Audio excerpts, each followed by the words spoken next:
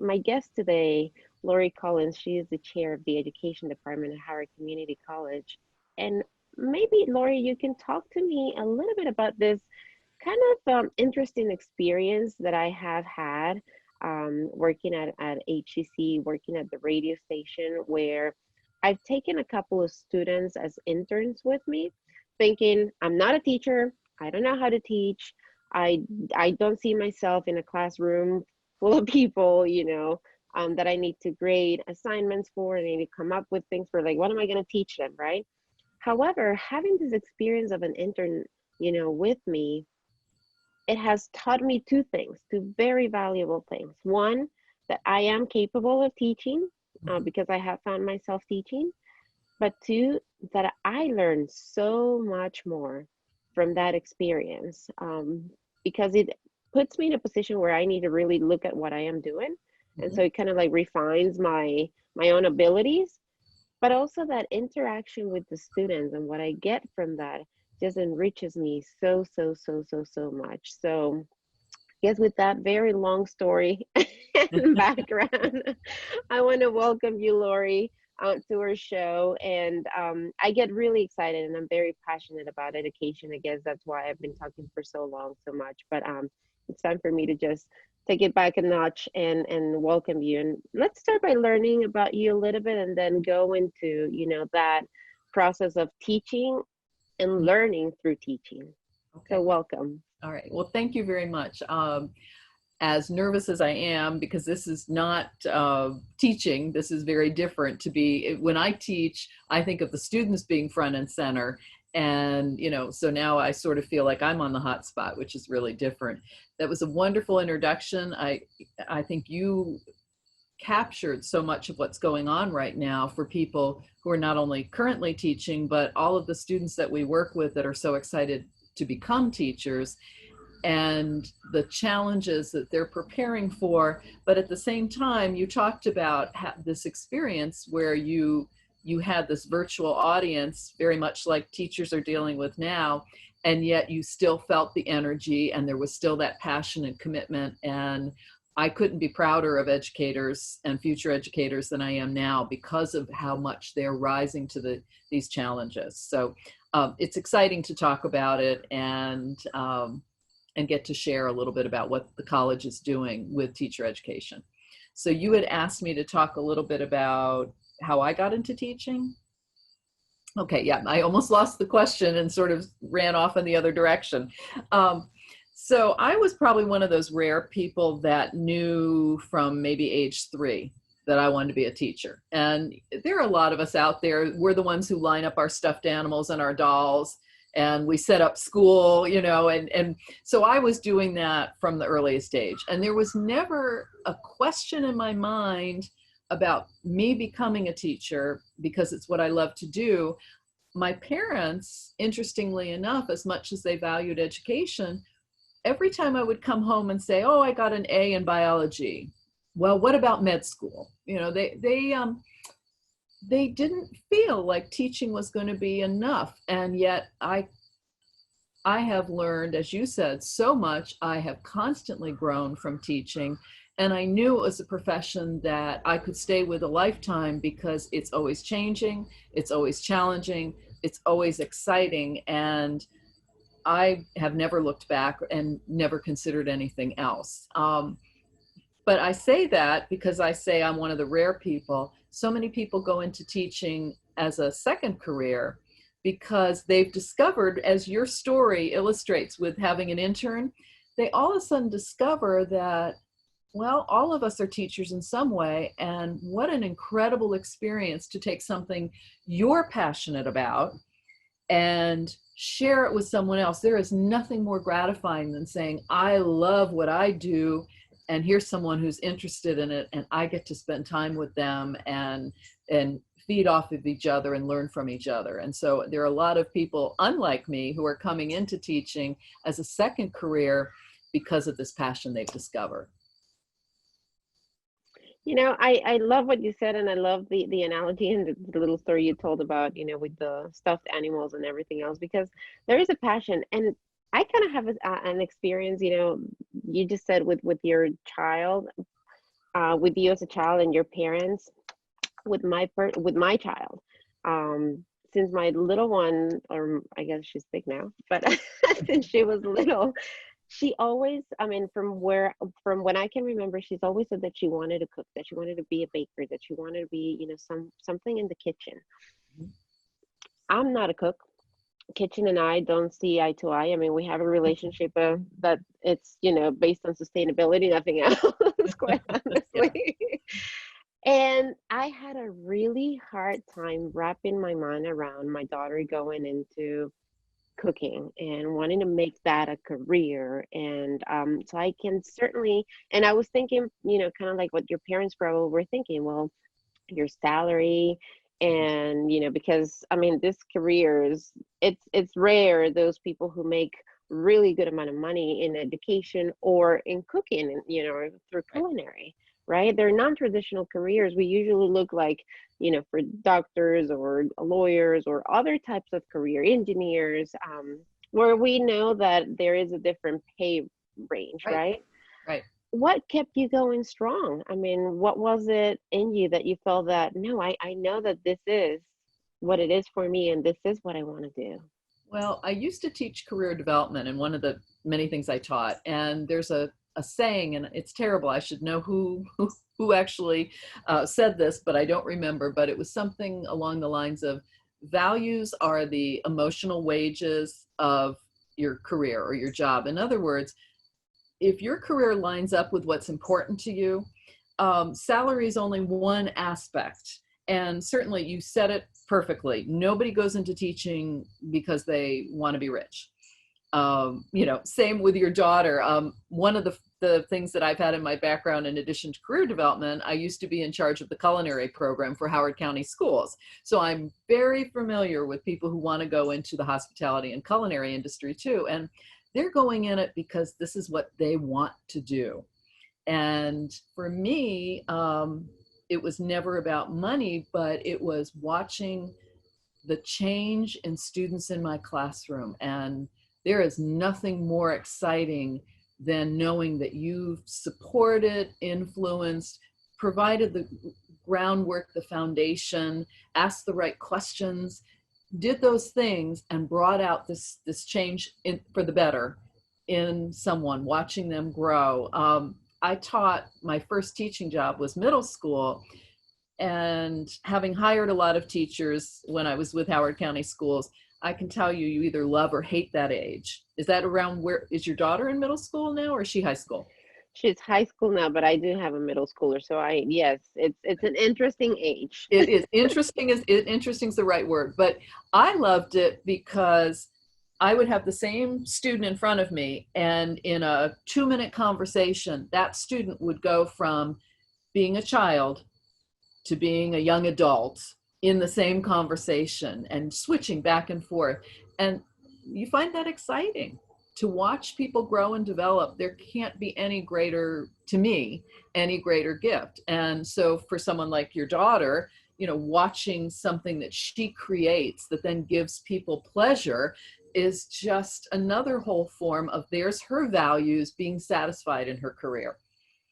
And I can see her eyes just light up, and I mean, I see it, I feel it, and so I have switched my mind and I have become fully supportive of that because I really do see that love and that passion that you're talking about. Yep. And I think that it has to be at the heart of any career that we decide, Yes. and that we decide to follow. And that's beautiful for people like you and my daughter who have known since you guys were little.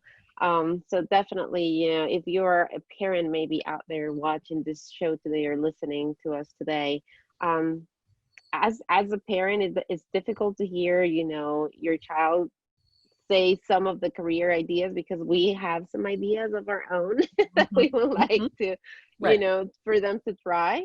But just know that really the best thing that we can do is to support whatever it is that they want to do, and then Absolutely. you will get to experience. And that's where we are teachers, right? That's where we as parents Hmm. become teachers. That's how we're teaching. So Absolutely. Laurie, what is the mission of the teacher education program at Howard Community College? We've talked about the mission even as parents or Mhm. just as individuals, so let's talk about the actual program itself at HCC and the mission it has. Okay. So we have, I'm probably going to jump around a little bit because it's a very broad program. We have four different sort of areas that we focus on. One is early childhood education.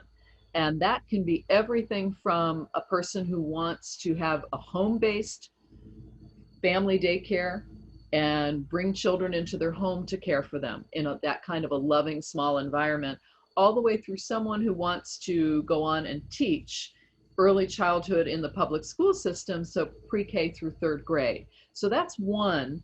We have elementary education, and that's probably our biggest program because that's anybody who wants to teach basically first grade up through whatever is in an elementary school setting. So sometimes that can be sixth grade.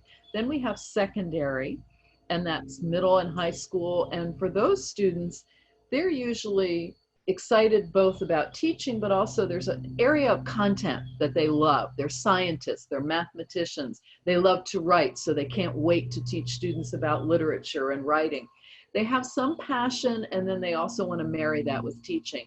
And then the fourth area we have is that one I mentioned earlier for career changers, those people unlike me and unlike your daughter who didn't know they wanted to be teachers, and then they discover it later on. And we have courses that are designed for someone who already has a bachelor's degree, maybe has gotten hired to teach in some sort of an area where there's a shortage like math, and they need to then pick up the courses that'll help them to be more effective in the classroom. So that's our fourth program area that we have. And we have a variety of degrees in each of those to prepare people for those fields. I think the mission of the community college teacher ed program is different than the mission of your baccalaureate universities like Towson and College Park, because we're serving all those different populations. So we have everything from the early childhood educator who comes in and says, I just want to pursue a certificate at this point because I just want to bring children into my home and know that I can do the very best job.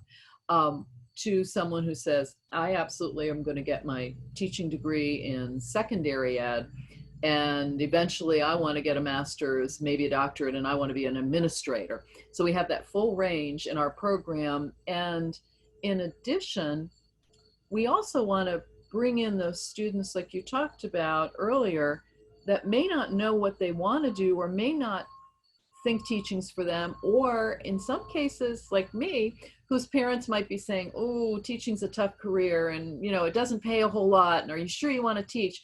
And those are the students that need our program because you can take a course and just explore. And within our earliest courses, we have this field experience component, which right now we're doing virtually, and it's actually working beautifully. But the normal way was for us to have them in schools and observing. And when they're observing, they're watching that teacher and they're watching those interactions and they're saying, do I see myself up there? Is this something I see myself doing? Do I love this age, or do I want to have another experience with a different age group because I thought I wanted the littlest ones, but now I'm thinking I want high school. So we provide really early on experiences for students who are undecided, who think they want to teach but don't know what age group, or think they want to teach elementary but they also love math and all of a sudden discover they want to go middle school math. So it's those early experiences we can provide for a whole range of students that may or may not know. And in many ways, we think it's almost as valuable. We want everyone to want to be a teacher, but we also think it's valuable if someone comes into the program, says, I'm thinking about it, uses that early observation and says, now I realize I don't want to be in the classroom. I want to do something else. That's valuable too. Let's help direct them to another place in the college where they do find their values being satisfied. Sounds like the mission is to really meet everybody wherever they are and figure out if teaching is the right career path for not or Absolutely. not for them. And Yep. that's a teacher. That's a teacher mindset. Yeah, I can't help it. At heart, to just meet you where you are and help you succeed, whatever that success means for you. So, Absolutely. absolutely. Absolutely, that's a teacher's mindset. You mentioned all the different programs that you have, and I'd like to go back and just kind of like explore them a little bit because I think that that's another thing. There's so many things that you just said that I wanted to go back to, but I think the best thing is to really dive a little bit into each one of the programs and explore them because as you said, maybe I feel like I want to deal with the little ones, but then I go and experience that and I realize actually I prefer that interaction with a teenager where it's almost like talking to an adult and you know Mhm. they express their ideas better, right? Right, right. And they Um, can understand yours maybe a little quicker, and you can speak more as an adult and have them understand. Yeah. right. So, you know, when we're looking at early childhood development, right? Mhm. Um, what are we talking about? And I have the first category that I have here is early childhood development special ed for pre-K. So let's talk about this track a little bit and what the focus is and who would be ideal to go into this track. Okay, so in the early childhood area, we have a, what's called a letter of recognition, which is simply two courses. And that exists for someone who wants to or may already be working in an early childhood setting, a preschool, a childcare setting, and they want to advance to the next level. They might be assisting and they want to be a teacher. And so this is just two courses, it's quick, and they come in, they take those two courses, they are able to get certification for early childhood to be in a childcare setting to teach. And that's where they often start and then come back to us because there's really this whole pathway. So then the next step is we have a certificate program. And that program goes beyond and offers students about 32 credits worth of real focused work on how children develop, how to create a learning environment that allows them to develop through play and exploration, how to be an administrator in that setting, how to work with parents, how to identify children who have additional support needs. And so that program is designed for someone who wants to advance in the field. So it's really wonderful that we have these stepping stones already prepared in the degree programs. The next thing in early childhood is an associate, an AAS, applied science. And again, very focused on I'm in the career I want to be in. I'm working with the little ones that I want to work with, but now I want to advance. I want to become a director, assistant director, a director in this field. I know this is what I want. And then we have students that come in for that, and then they say, huh, I'd like to be in the public school setting.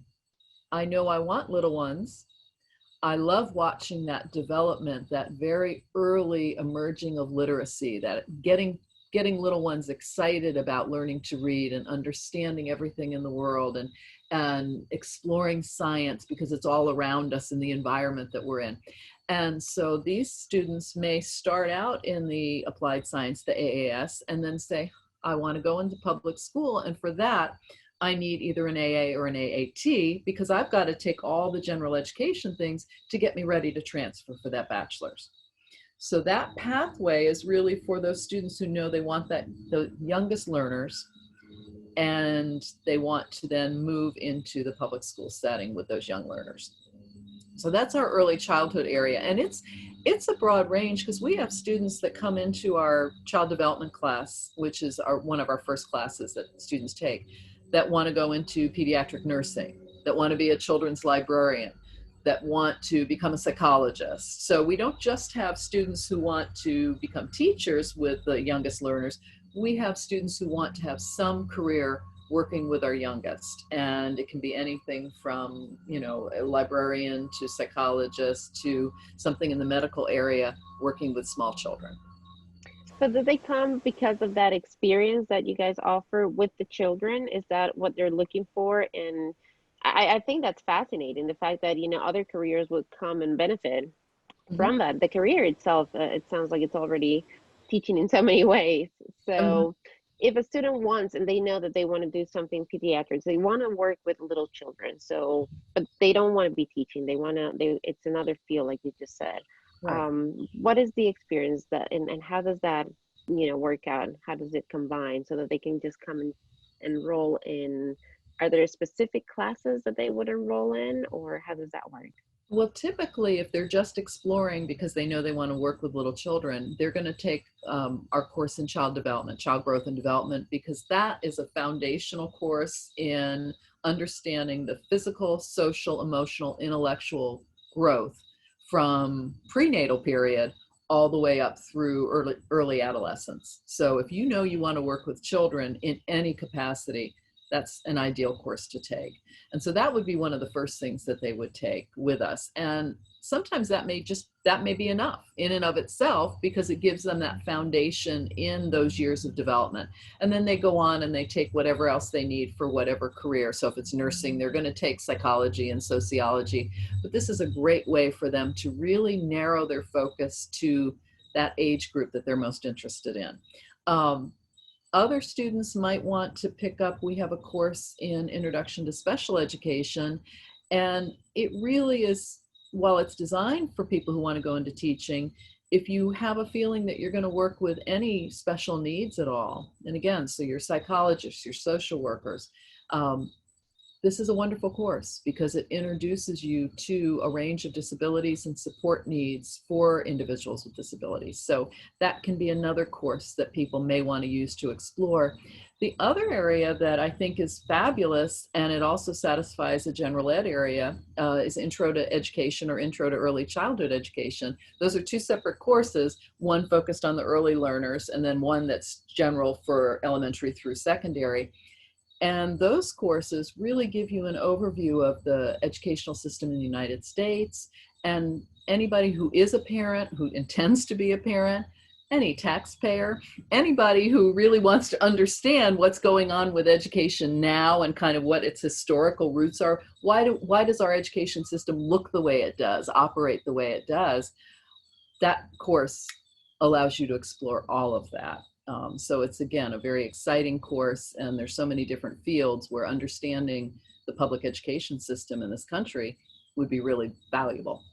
Yeah, absolutely. And I think in today's age, I think we've, especially with COVID, I think it's really, really important, and it has really focused and it has really pushed us all to look at the educational system, and it has really opened our eyes to how much it provides for everybody in our communities, which I don't think that we necessarily were given it credit for everything that it was given to us. Right. I think now that our physical school buildings are closed for the most part to in-person learning, or at least they're only doing small bits and pieces of it.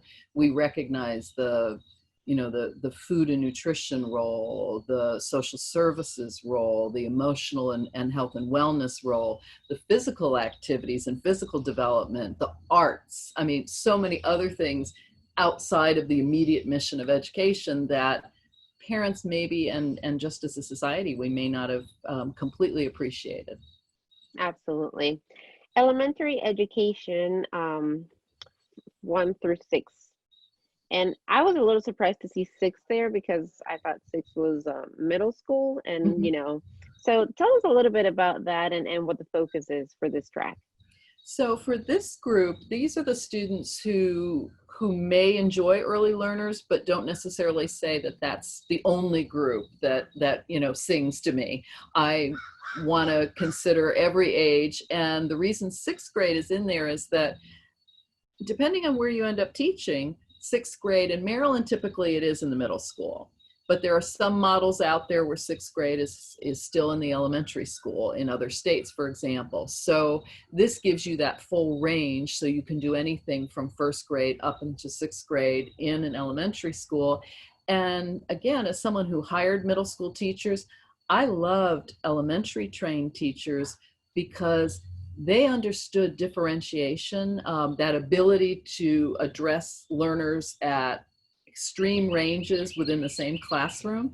They understood it better than just about anybody, any other trained teacher out there, because they knew that in a fourth grade classroom, they were getting learners who were still working on second grade level on certain concepts. And then they had learners that might have been on sixth, seventh grade level, depending. And they had to be able to address the needs of all those learners. So that for elementary students, elementary ed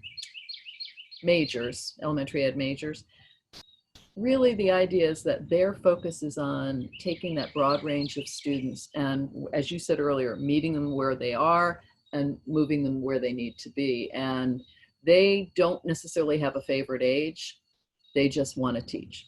So my background, I was elementary ed, and then I taught middle school. So it prepared me really well for what I was going to encounter in the middle school. So it's a great degree. Now, you said earlier, secondary, as we move along, secondary education, you said that that could be a little more focused if there's something that you're more passionate about. Yeah. So how's the secondary education maybe different than the other tracks? Secondary, that's where really students have to make a decision what it is they want to teach. So if a student says, I want to teach high school, the follow-up question is always, what is it that you're excited about teaching? Because then you do have to have, and I'm sorry, there are birds chirping in the background now. There's crows flying over. This is the thing about doing this outdoors. If you're secondary ed, you're going to teach, you might teach two content areas. It's not uncommon for a secondary ed teacher to be teaching biology and chemistry, for example, or even sometimes something like math and science. So that's not unusual, but most secondary people have a passion about a single subject area: science, math, Spanish, English, social studies, some area that really they love, and they want to teach students the content that falls under that. And so if you're secondary ed, you'll be asked to choose an area of focus, even while you're with us at HCC. And then of course, after you transfer, you're going to really delve into that area. So you have to have more of a clear path in your mind, or of a clear like passion almost that you just are excited about sharing with your students so Mm-hmm. that then you can really focus your studies on that. That's really interesting. That I think that works a little bit different than Ecuador. And I love that you said that you mentioned the education course that everybody should and could take, because that was one of the big things for me trying to navigate how school works here. First Mm-hmm. of all, in Ecuador, when I was there, was through sixth grade, elementary, seventh, and it was again first through sixth is what we called it, and what would have been here seventh through 12, for secondary, right? So, and that was it. So we have high school and elementary school. So you went from elementary to high school. That's how it worked in Ecuador. And I guess it was always kind of like the same. I didn't specifically have too many different teachers who were necessarily specialized in things. It was more teachers knew more of different subjects and they could come and fill in. So that was different for me.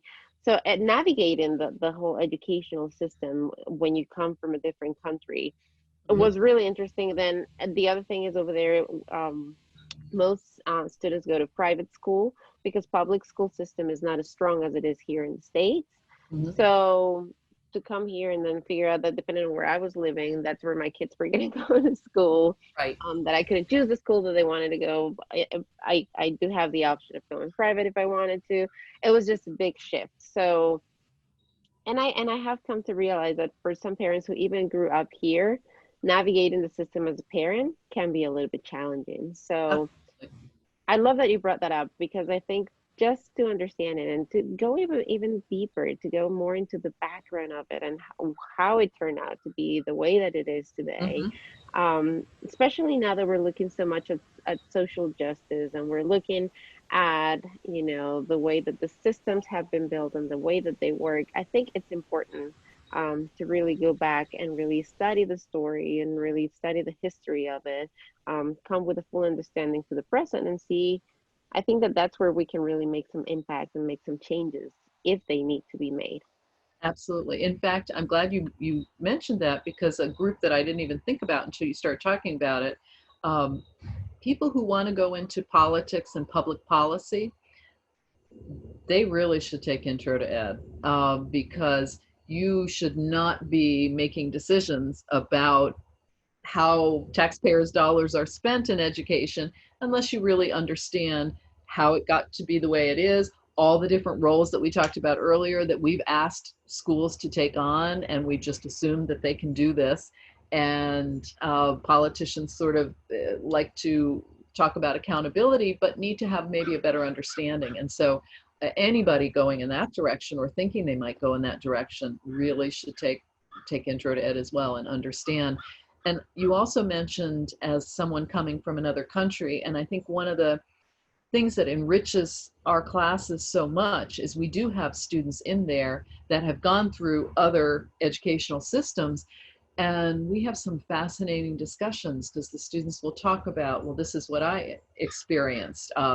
My schooling was very different, and here's how it looked, here's how it felt. And being able to hear what are the strengths of those other models, and are there things that we can change or adopt, because we certainly can learn from so many other people and places. And I personally value that a lot too. To your point, one of my favorite memes, I guess, that's going out right now is like, um, if you're not a teacher, then please don't tell us how to teach in this new environment with COVID. And because we all have our views, and these are challenging times, right? And there are some people who are totally we need to reopen, their team reopen, right? And they have the reasons, and they're very valid and they're very strong.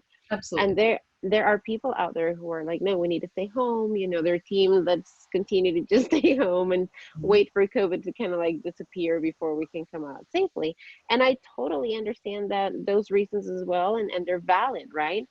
And so as you're navigating the school system, and I can't even imagine for teachers who have their personal views, who also have their families, right? Absolutely. Their situations. I mean, just because you're a teacher doesn't mean that you don't have kids, doesn't mean that you don't have parents, doesn't mean that you don't Hmm. have Right. other things, right? To Yeah. to worry about and to take care of. So I can't even imagine, what all the pressure that they're feeling. I know the pressures that I'm feeling at home. I have two kids who are pretty much, I guess, at this point independent, middle school and high school. Hmm. Um, I personally would prefer them to go safely back to school. That's where because it's just better. They learn better that way. I did realize that they're not the best online learners. Right. So for their learning experience, it would benefit tremendously for them to go back to school. Um, but I can't push that. I don't know what's safe. I don't know what's, like, so it's like that's my personal view, but I don't feel like I understand the system enough, Hmm. going back to that idea of taking that class, um, that I could say, let's just do it this way. You know what I Right. mean? That's just Right. looking at my situation, and that's kind of being a little selfish, quite honestly, and what would work for me. Well, I think as a parent, your job is, you said selfish, but I think your job as a parent is to be the advocate, to be a little bit narrowly focused on what do my children need, understanding that that's you speaking about what's best for your children. But there aren't any easy answers, as we've discovered. It's not a case of, okay, it's safe now, let's all go back. And also, when you do go back, things are different. I mean, when you think about it, children aren't going to be hugging or sitting right next to each other, sharing materials or doing some of the things that they, did. So even if we go back into the buildings, things are still going to be different. And I want to say, because I have a lot of teacher friends, I have family members who are teachers, that's my background. There isn't a teacher who doesn't want to be back in the classroom with their children, with their students. This is very difficult for them. So for them to not feel it's time, that's a really painful choice that they're making, or a painful position. They're not even necessarily making a choice, because they also feel the same way you do as a parent. They want to be in touch with their children. Early childhood teachers want to be very close with their learners, because they know that social emotional growth is so critical. And being able to do that in person, to engage students, to see their faces and see their reactions, you can't substitute that. So they're doing the very best they can, as parents are doing too. And I think that this is all new territory for everybody, and we're going to discover a lot of things. As you mentioned earlier, the very start of the program, the things that you discover from doing this, one of the things we discovered, we talk about that field experience where we send students out to observe in the schools. And now we've had to use a series of videos. These are fabulous videos, but we felt like, oh gosh, this is not the same thing.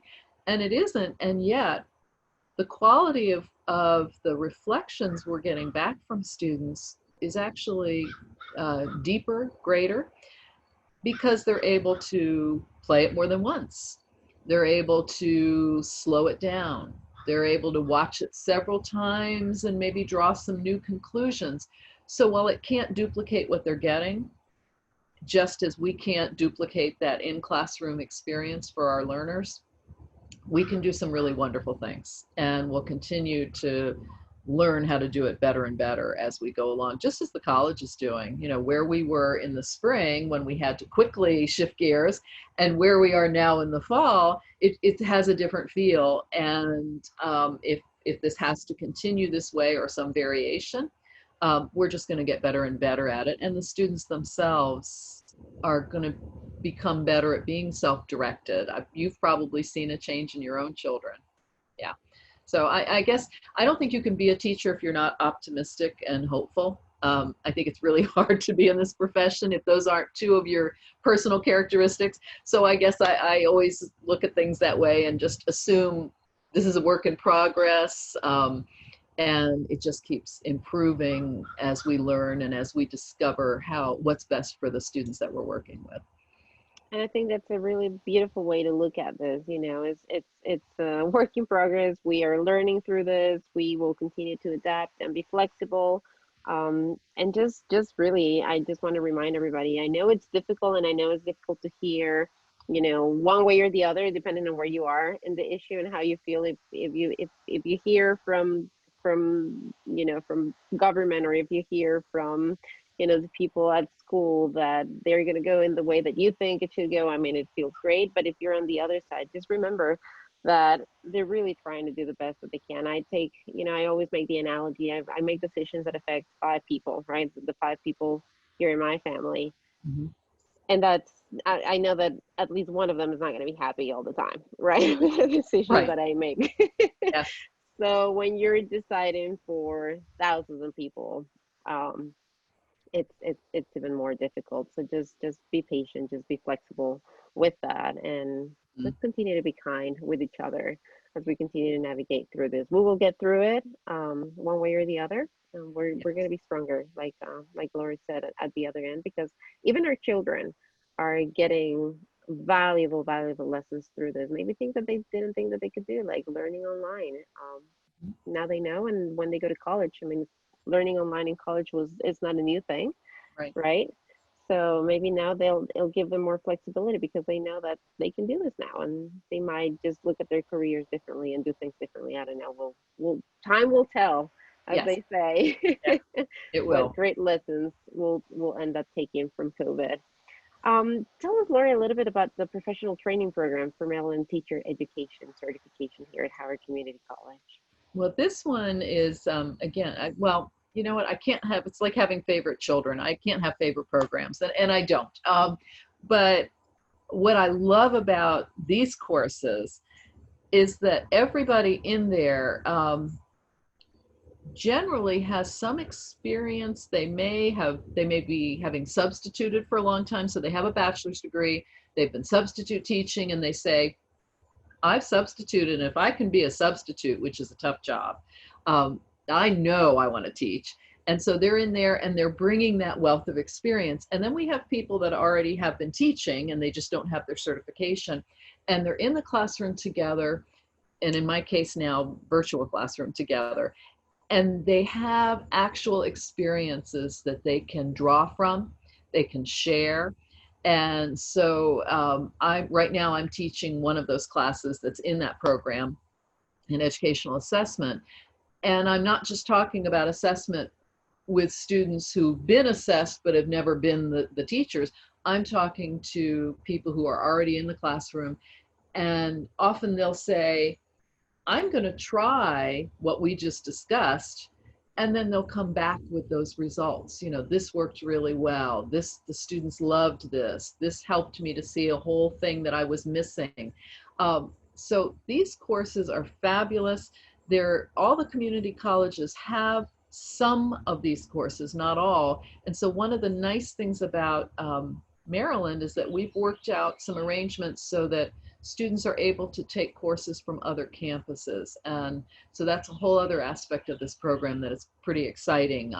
If you need a course that we're not offering, but we know Anne Arundel is offering, we're able to make arrangements with Anne Arundel. So we're able to really help people who want to become teachers get that certification. We're really there to help make that happen and create that pipeline, because we know we need teachers. And I think now, given everything that's happening, I think we're going to have a greater need, a growing need, and we need to do everything in our power to make that pathway smoother. Absolutely. And, we've talked a little bit about how things have transitioned, but we haven't really talked about how HCC has adapted to learning online and how the classes are going. So tell us a little bit of that experience, and maybe, I don't know, maybe some feedback that you've been hearing from the students. Well, one of the things, every fall, right before the fall semester starts, you probably know this, all the departments have these meetings, big meetings that now, of course, we did them on Zoom. And the meeting and brings in all of the adjunct and full-time faculty, and we call it all faculty night. And it's kind of like our pep rally for starting the semester.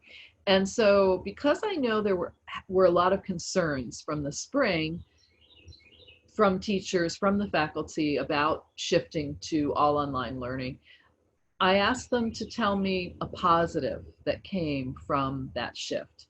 And it was very interesting. Most of them reported that they felt more engaged with their students, in the sense that I think when you don't have the person in front of you, or you do, but they're on a screen, you maybe work a little harder at, what are these ways that I can engage this learner, because I've got to hang on to them. And it's harder when I'm not in the same room with them. And discussions feel a little different because there's not the easy, like you and I talking now, this is great. It feels almost like being here in person. But when you're doing it in a remote way and it's not real time, and so you're posting a question and then 5 hours later someone posts a response, how do you make that engaging for learners? And I think the concern in the spring was that it wasn't going to be. And so what I saw were full-time and adjunct faculty trying all different ways to engage their students and keep them engaged. And what's wonderful about being in teacher ed is that we're not only doing these things, but we're also modeling it. So everything that we were trying, and we try to make it visible to the students. I'm trying this. How did it feel? Because you're going to be trying this with your own learners. And I think that we discovered ways to keep our students engaged. I would say education became much more individualized. It's not easy, but I think that you're reacting now, every student's getting individual feedback in more depth and quantity than they were when they were in a big classroom and you might have delivered a message or a correction or a question to the whole group. Now it's me one-on-one, personally interacting with you and your question and my response. So I think in many ways, education just became even more intimate than it was before. And I really appreciate that about this whole process. I know that there's been a lot of challenges, and there's a lot of things that we're ready to discard, that we just want to not have to worry about anymore, Right. right?